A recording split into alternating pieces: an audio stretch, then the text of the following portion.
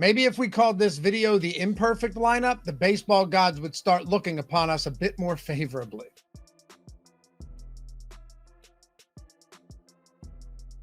Hey, you're watching the perfect lineup where Josh Engleman and myself, Dave Loughran, look to take down a tournament, 2 pitchers, 1 stack, and of course, let the single lineup sims do the rest of the work. I got to get the job done first. So does Josh. And after an amazing run in July, things have stalled, to say the least. Expensive pitchers crashing and burning, stacks not getting off the ground. But guess what? Even if this lineup doesn't perform, you still have an excellent opportunity to get yourself a free week of the MLB Sims, and still quite a bit of time left before the football season kicks off. So a lot of big prize pools out there. All you got to do, comment down below with who you think the highest scoring stack is going to be tonight. And if you're right, guess what? Week of those MLB Sims may be coming your way. Of course, if you like this video, you think somewhere along the way it's been helpful to you or just entertaining, little break throughout the day, hit that thumbs up, subscribe to the channel. It's free to do, and let's get into the plays. All right, so at SP1, there is one guy that stands out predominantly in the tools today, and we're going to stick with him. Kevin Gausman's been really dominant lately, missing a ton of bats, pitching deep into the games. When he gets into, let's say when he rounds into form like this, which he's been doing on and off for years now, this is the type of guy that you want to roster. Of course, mentioning him on this video may mean that he gives up 14 runs tonight, because he is always liable to get blown up. C2 starts back against Kansas City, and you don't love the matchup against the Cubs. But I will say, over the last 30 days, this Cubs team, I mean, look how far they've fallen behind the Milwaukee Brewers in the NL Central. Like a month ago, it was a neck-and-neck race.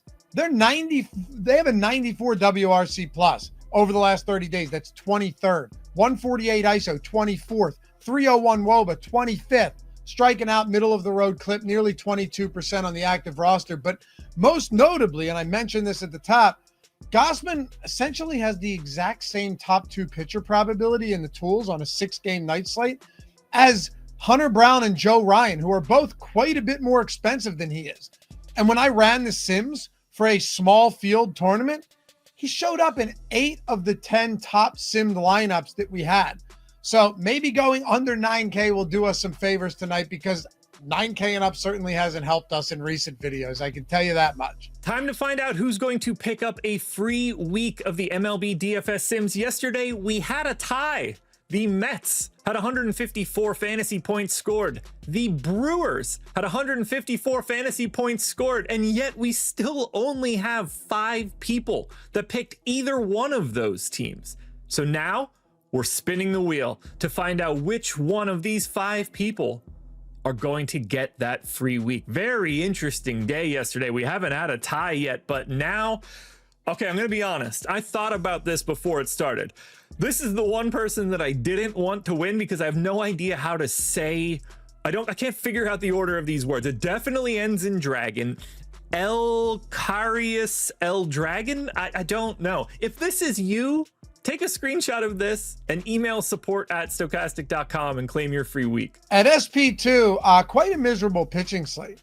I mean, yeah, you could talk about Shohei Ohtani coming off a crazy nice 4-inning, no run, 8 strikeout performance against St. Louis. But how many pitches can we genuinely expect him to throw at 8K? If you're more confident than I am that he can go deeper into this game, then I would suggest Shohei Ohtani being one of the pitchers you get to today. But I will say the Twins, in another matchup, have the 3rd lowest total on tonight's slate. I think that looks nice enough for Cam Schlittler. K-rate at the major league level hasn't really, been commensurate with the minor league rates. And you never expect it to be, in line, but it should be higher than 21.7%. And I would expect that to come up going forward. And the Twins' active roster, look, it's hardly anything to be worried about. One important thing to consider here, though, for all of you guys watching this video, maybe, early afternoon, late afternoon, I'm recording it before 11 Eastern. And when I do that, I try not to put too much emphasis into weather when the game's like 8 hours out. Weather does look a bit ominous for this one. But because this slate mostly sucks for pitching outside of the top 3 options, and I don't know if you're trying to pair 2 high-priced options together, and typically we don't do that in this video. For those reasons, I'm going to keep Schlittler in here, because right now we have no clue what things are going to look like closer to game time. The tools like him a lot too. He's got the highest top 2 pitcher probability behind only Brown, Ryan, and Gossman, all of those guys who are way more expensive than he is, and the highest top 2 value percentage as well.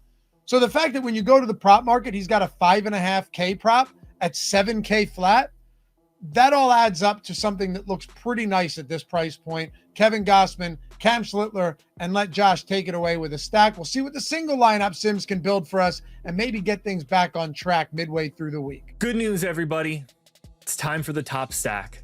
And I know that 2 days ago I gave you guys the Yankees. Yesterday I gave you guys the Yankees, and both times it was mostly fine. They had 136 fantasy points yesterday. Just happens to be 4th behind 3 teams that went extra crazy. But today we're getting away from the Yankees. I don't want to talk about those guys anymore. No more Yankee talk starting now.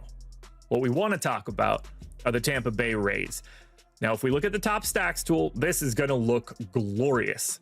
2nd in top stack, 1st in top value, 2nd in stack score, and 2nd in ownership. They're at the top of everything, but they're not like crazy owned. They are at the top of the list, but nobody's breaking away from the pack. So then we need to address the starting pitching.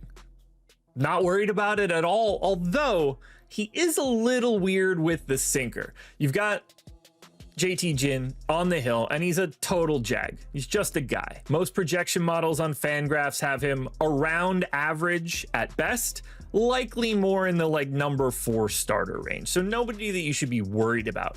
Across 670 plate appearances over the past 2 seasons, he's given up a 205 X ISO to lefties, and he's only striking out 17% of them.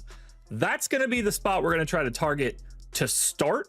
We'll see what we actually end up building that lineup out of. So you can get Simpson, you can get Brandon Lau, you can get Josh Lowe. Now you're probably going to have to go to some righties like Diaz or Caminero or Kim, but we're going to have some flexibility. They've got some MPEs. Prices are a little high, but what you pay up for, you do get some quality. Now, they are a bit of a interesting tale depending on how you want to look at this matchup. If you want to think about it like the Rays taking on righties, well, they're 10th in WRC plus this season and 13th in ISO. Good. On the road, it doesn't look as good.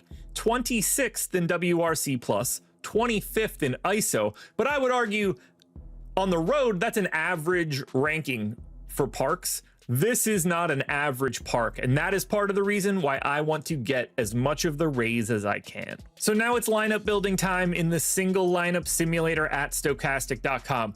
Kevin Gossman's in, Schlittler is in. Thank you to Laffy for both of those. Now I'm going Fiducia in at catcher. I don't know if I'm saying that correctly, but that's exactly how it reads to me.